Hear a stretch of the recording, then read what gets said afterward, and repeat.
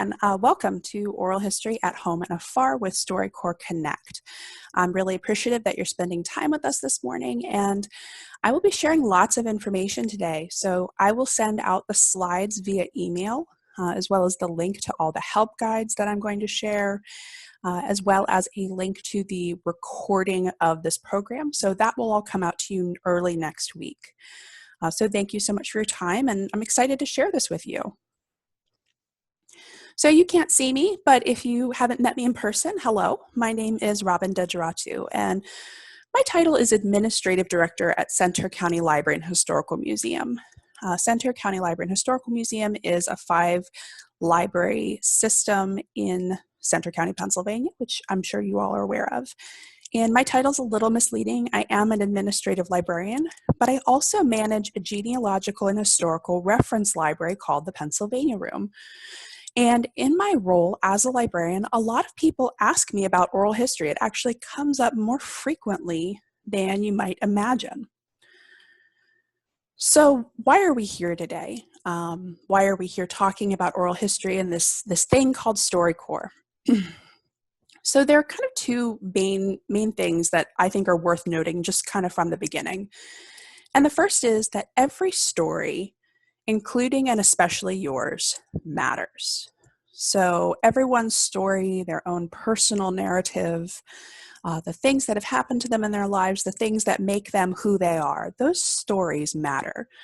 Whether it's you, whether it's a family member, maybe your grandparents or your grandchildren, aunts, uncles, cousins, or we're talking about your neighbors, your friends, your coworkers. Every story matters, and it's important to remember that, even if, I as an individual don't feel like I'm, remarkable. I feel like a normal person. My story is still important. And then there's this other piece, and that is, at this point in time, especially with what's happening with COVID-19, it is more important than ever for us to find ways to connect with one another, even when we are apart. Many of us aren't able to physically be together with our loved ones if we don't live in the same home as them. And as we head into the winter, as we head into the holiday season, we might be connecting virtually over the holidays. Human connections are essential. We are social creatures, and stories and experiences and sharing those help us be resilient. So then there's this third piece that I think is kind of worth pivoting to, and that is that technology, like what I'm going to feature today, gives us a way to kind of serve these two things, to capture stories and to connect with one another. And that's really valuable. So today we're talking about spoken word stories, and I've been throwing around the words oral history a lot. So in what I would call library land, so that's the world of libraries, archives, genealogy, research centers, and cultural organizations like local historical societies, we would typically call spoken word stories oral history. And oral history is kind of a fuzzy term. It can be a lot of things. If you are, let's say, in a different time, you are invited to give a formal account of part of your life. So let's say you are invited to talk with an elementary school class about what it was like to watch the moon landing. That's a formal account. That's a formal oral history. But oral history can also be informal conversations with friends or family. So I think of this as, Sunday morning at my grandparents' dining room table talking about what their life was like post-World War II in Buchanan, West Virginia. That's a type of oral history. When we say oral history, we also can mean that we're talking about recorded interviews. So maybe you do a recording of one of these formal or informal accounts, and then you deposit it at a research facility or a library. I know SCLO has oral histories like this on file. I know we have them in the Pennsylvania Room as well. So what I'm going to talk about today actually kind of brings all three of these together really nicely, actually, for kind of a different kind of oral history that is just as valid as these other kinds of oral history. So my organization, Center County Library and Historical Museum, along with SCLO, Center Region Library, which is based in State College, and our friends at the Center County Historical Society, who operate out of the Center Furnace Mansion, have all joined together to partner with an entity called StoryCorps. So what is StoryCorps? So StoryCorps is a nonprofit whose mission is to preserve and share humanity's stories in order to build connections between people and create a more just and compassionate world. So the StoryCorps the StoryCorps project aims to give people the opportunity to record meaningful conversations about their lives and to pass wisdom from one generation to the next. The people at StoryCorps believe that, it's important to connect. And when we connect with other people and hear their stories, it can decrease our fear of others who aren't like us, but it can also shine a light on our best and truest selves. So the actual mechanics of how the StoryCorps project works. So people record meaningful conversations about their lives. And then those recordings are actually stored, they're deposited at the StoryCorps archive, which is housed in the American Folklife Center at the Library of Congress. So the stories that are recorded are actually part of American history right away. So at this point in time, 500,000 people in the United States have contributed to the StoryCorps project. And it is the single largest collection of human voices ever gathered by one project. So in the past, to participate in StoryCorps, basically, two people would decide to participate. Maybe I, ask my aunt if she would like to do a StoryCorps interview, and we're going to do that together. So then we would either record a conversation at a StoryCorps site. So they have some permanent recording sites in cities around the country. They also have mobile StoryCorps units that travel around. So maybe we're going to go to one of those traveling StoryCorps recording studios. We could also use the StoryCorps app on our smartphone, which is basically like a fancy voice recorder. Now, both of those options both really require us to be in the same space together in the same room. And as you can imagine, that's kind of not a possibility right now. Because of COVID-19, StoryCorps Connect launched in March 2020 as a way to leverage technology that we have and the StoryCorps model. So StoryCorps Connect is a first-of-its-kind platform that enables you to record a StoryCorps interview with a loved one using video conference technology. So we're using video conference technology right now, Zoom. StoryCorps kind of uses the same sort of technology. You don't have to use Zoom to use StoryCorps Connect, but they use that same technology and have connected it to their sort of back end, the way they record these conversations. And it allows you to conduct a StoryCorps conversation at a distance. So you don't have to be in the same room. You can do it if you're, one of you's in State College and one of you's in Bellefonte, or maybe one of you's all the way over in Georgia and you just can't be together. So it's possible to do these interviews even when we can't be together. But is it really that easy? Yeah, it is. It's actually very straightforward and pretty user-friendly to use StoryCorps Connect. So 5 easy steps. First, you plan your conversation. You pick that person you want to interview and agree on a time to talk. So maybe now you're thinking, well, how long do I need to talk? StoryCorps interviews last up to 40 minutes. So some conversations are 15 minutes long, some conversations are 40 minutes long. And maybe you're thinking, well, what on earth am I going to ask? What if I, panic and I can't think of a question? So if you don't have questions that you already have in mind that you would like to ask someone, there are actually lists of great questions on the website that I'm going to share with you. So they're great conversation starter questions. They're not just like, hey, how are you doing? Where are you from? They're conversations that are really designed to prompt conversation. So after you get organized, you do need to join the StoryCorps community. So both you and the person you're interviewing need to create an account and log in on the StoryCorps archive. And I'm going to show you how to do that. Then you record your conversation. So when you're ready, you will initiate an interview on the website. You'll just really click a link and you'll send the interview link to your partner. You'll hit record when you're ready to start. And then when you're finished, you'll click a button that says stop.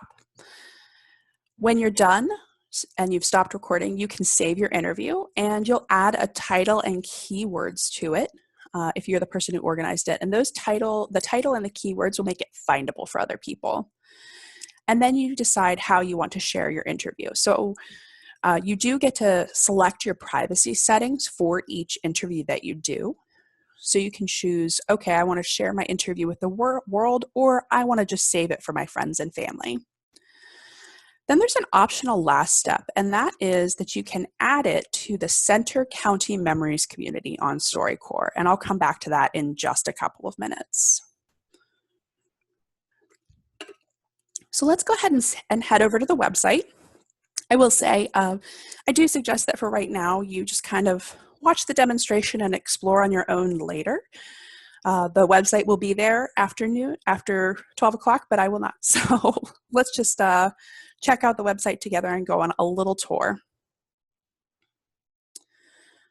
All right.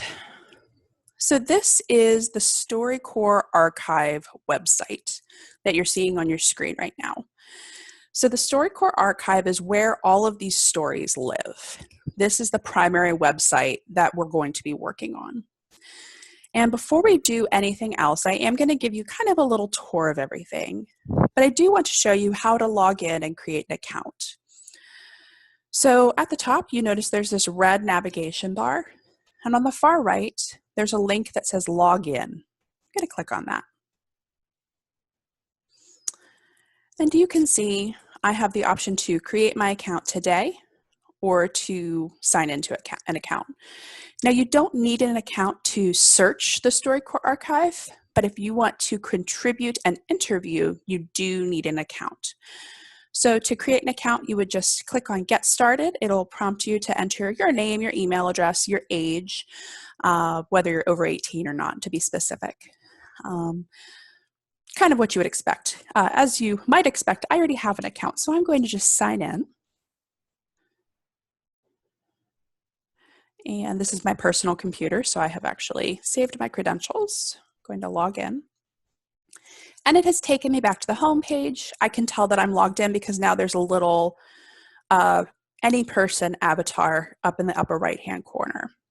So let's go ahead and click on that.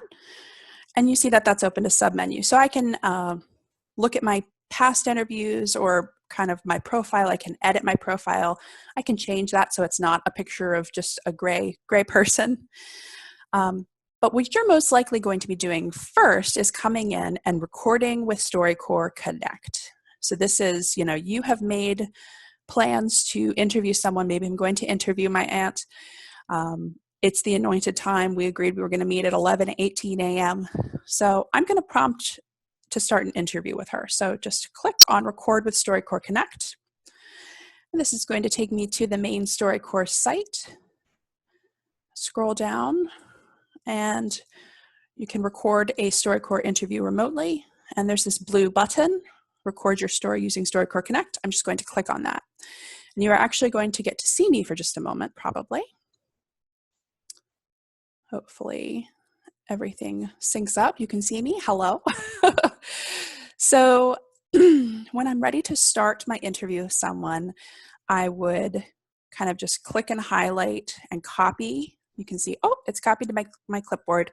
And I could send that link directly to my aunt, or I could type her email in here and invite her via email.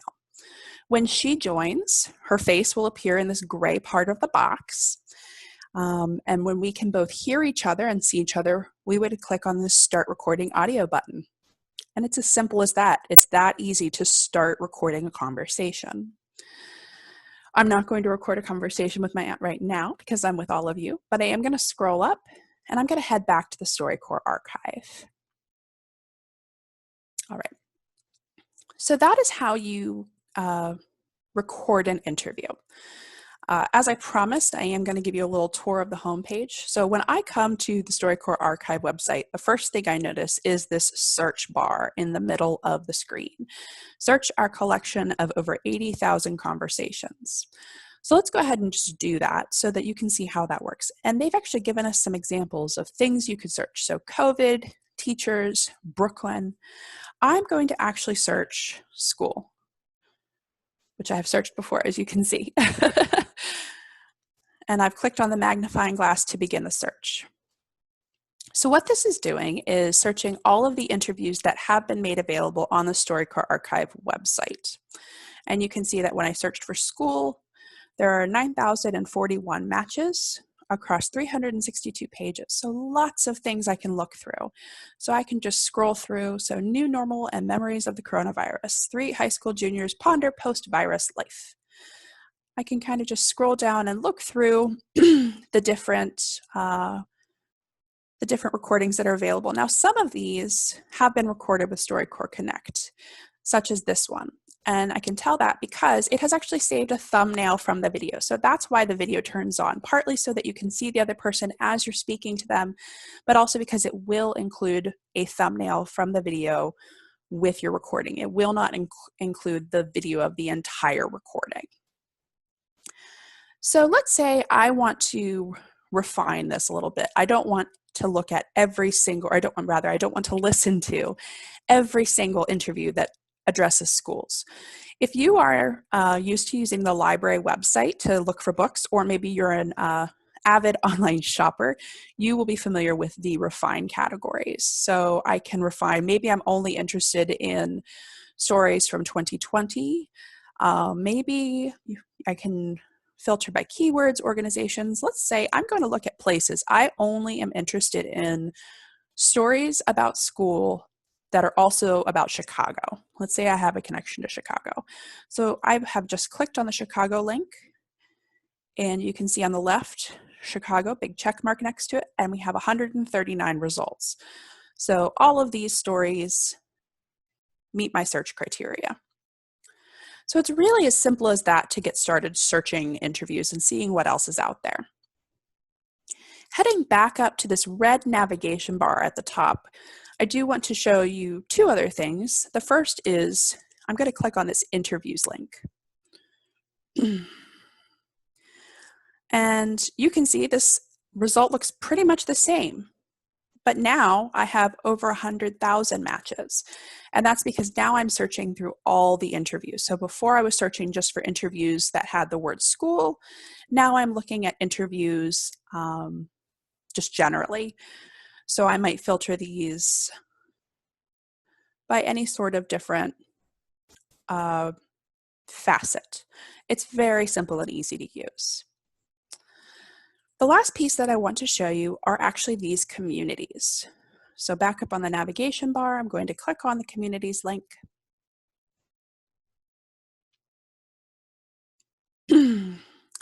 And as you can see here, StoryCorps communities are a new place to spark conversations and share stories with friends, family, neighbors, and colleagues. That's fabulous. This is basically a way that different people who contribute interviews can bring them all together. So for example, we've got the Marin Waldorf School 2019. So this is presumably a collection of stories from people who have something to do with the Marin Waldorf School. So now you might be thinking, well, wouldn't it be neat if we could have a collection of stories about Centre County, about life here, about history here?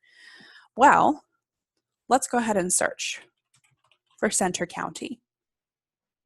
So I've typed in Centre County. I'm going to click on that magnifying glass. And we have one result, and that is Centre County Memories. So this is really where Centre County Library and Historical Museum and Centre County Historical Society have partnered really with SCLO Center Region Library, who kind of led the charge on this, to create this community on the StoryCorps archive. So I've clicked on this. And you can see that this is a public community, which means anyone can join. And its goal is to collect stories of Centre County for future generations.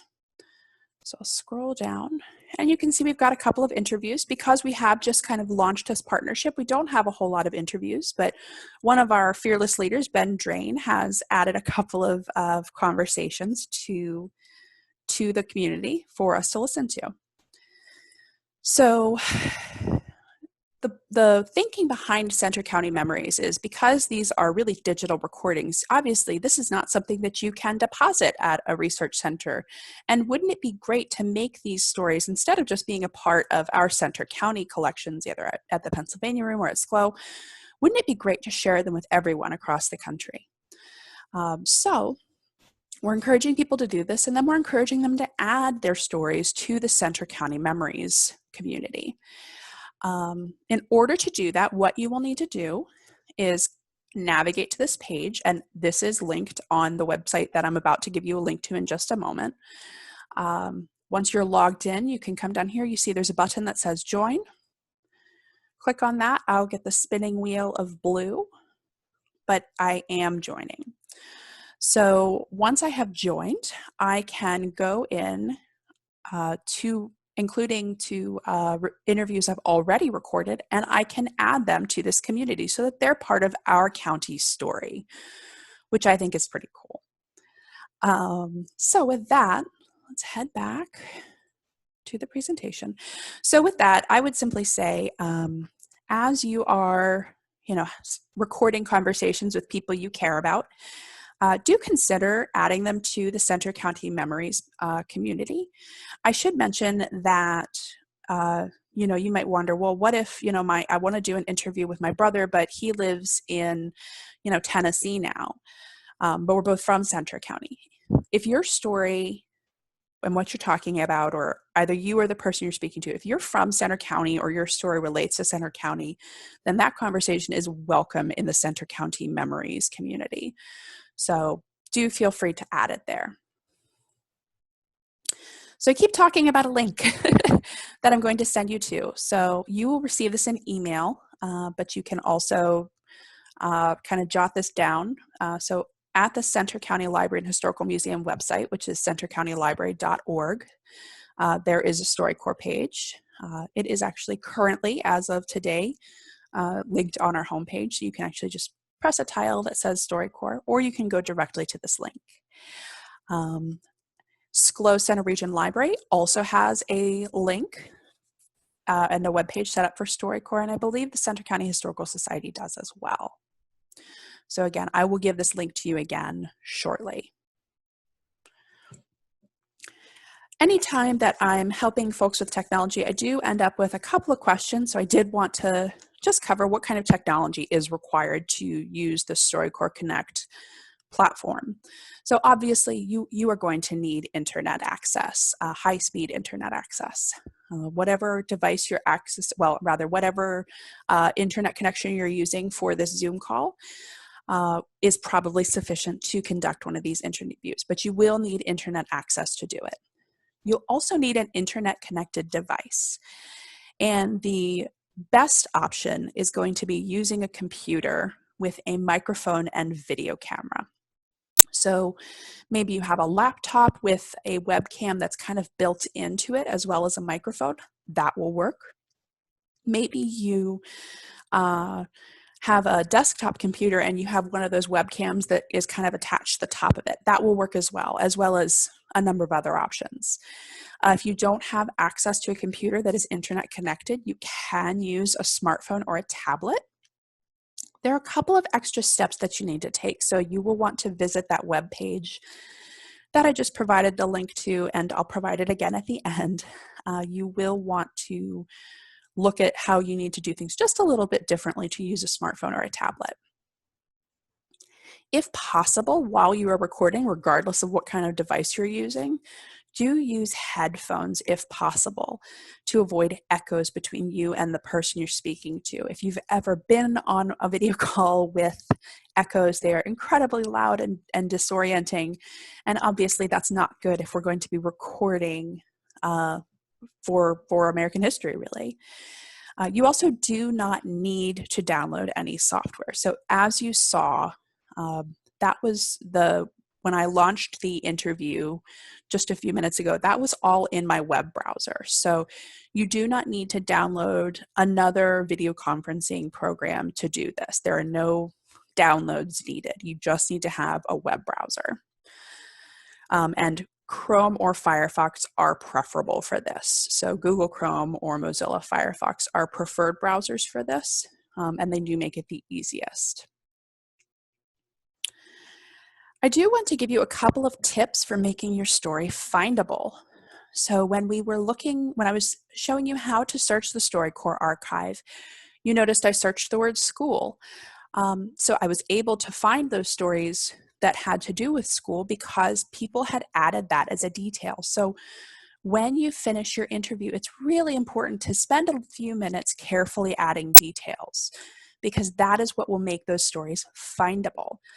So if you and the person you're speaking to can include your names, so obviously your own names, and if you spend a lot of times talking about maybe a family member or a community member, it might be worth adding their names.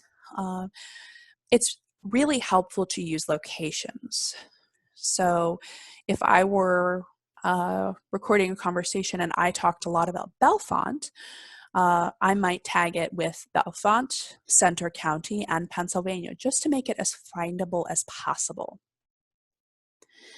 You also want to make sure you're using keywords in addition to names and locations. Think about big topics that you discussed. I didn't search for a person's name earlier. I searched for school. So maybe you talk about World War II, cooking, civil rights movement, COVID. If you discuss a topic at length, you will want to add that as a keyword.